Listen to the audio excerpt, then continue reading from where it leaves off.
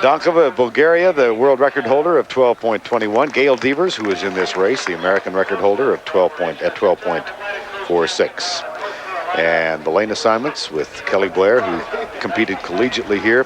Gail Devers fighting back from yet another injury in lane 4. Cheryl Dickey of the U.S. in lane 5. Allison Williams, Jamie McNeair, and Sharon Couch.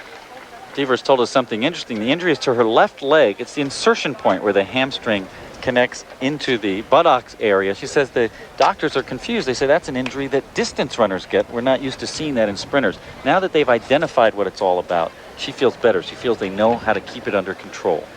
She battled Graves' disease in 1991, still takes medication for that, and was out most of the year. She was out most of 94 with an injury, and she said last night that this feels like deja vu.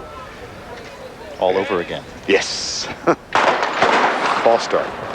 It looked like Kelly Blair up at the top of the screen may have come out quickly. It's interesting, Blair is a heptathlete. In the heptathlon and decathlon, it's 3 false starts and you're out. So they're a little bit more used to trying to take a false start and get away with something.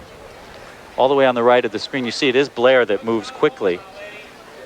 She was the NCAA heptathlon champion in 1993. As we mentioned, Gail Devers said she had a feeling she'd been through all this again. We talked about it with her last night. Actually, it's not different to me. I almost feel like it's a replay. This feels like 1991 all over again. It's like I sat out 90. You know, in 1990, I was going through my Graves' disease. 1994, I was injured with the insertion problem all year.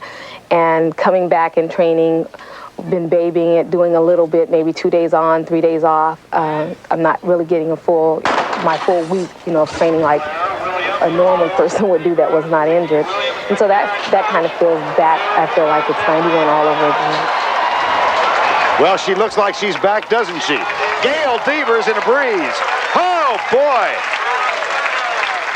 12:82. She already has the fastest time in the world this year, 12.73. And that's undoubtedly running into the wind as it's been all day for Gail Devers. It's hard to believe that Gail Devers could miss this sort of training time and miss the technique time that she has. The thing that is such an advantage for Gail Devers is she's a great sprinter who's also a good hurdler. Jackie Joyner-Kersee was telling us that it's so hard to run against Gail in these hurdles because she's so much faster in between the hurdles.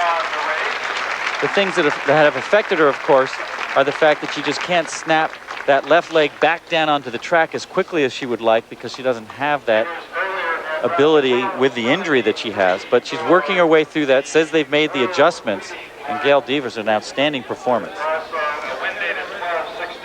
Well, she may not be all the way back, but she's certainly close.